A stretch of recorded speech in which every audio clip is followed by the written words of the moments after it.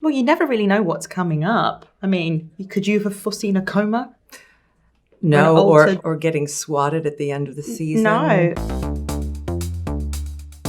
Well, Diane at the beginning of season 4 is actually coming out of a coma, so she's definitely in a different headspace, but the whole first episode is something of a dream sequence. She wakes up from what is a retro nightmare in which she imagines that Hillary Clinton is really the president. It's a very funny episode, but we set off on a journey starting with what's going on in the present moment. We've come a long way from the beginning of The Good Fight, haven't we? And I think the show has always stayed on top of or ahead of the headlines, so it's been a breathtaking journey, and it's pretty exciting. It can't kind of help but be affected, but then also the strength of it always is it's all the other little things that are happening to real people at real times as a result of what's happening in the White House that kind of really affects us. So it's all those little spider webs of connections, I think, as well. I don't know if they plan to have individual characters have favorite Democratic nominees or face off in terms of politics that way, but the Kings somehow managed to not be overtly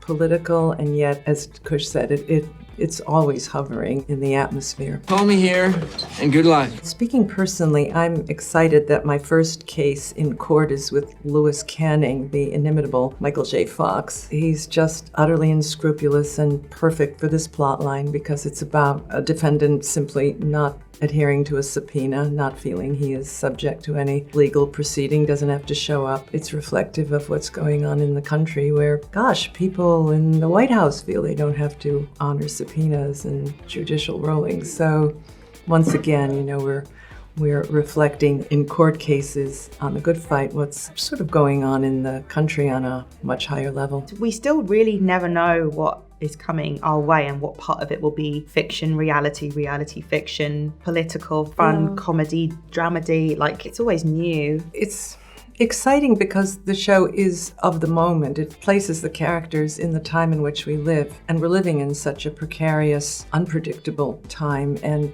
I would say I wake up in the morning, I read the paper, I watch MSNBC, and I'm pissed off. I'm pissed off coming to work. I get to play a character who's pissed off and fighting the good fight, and then I go home and I'm like, I vented a little bit of anger in my acting work today. But it's always fresh because there's always so much happening in the news. It's almost breathtaking, and that you have characters who can reflect that in their work environment and their personal lives is really what makes the show special, I think.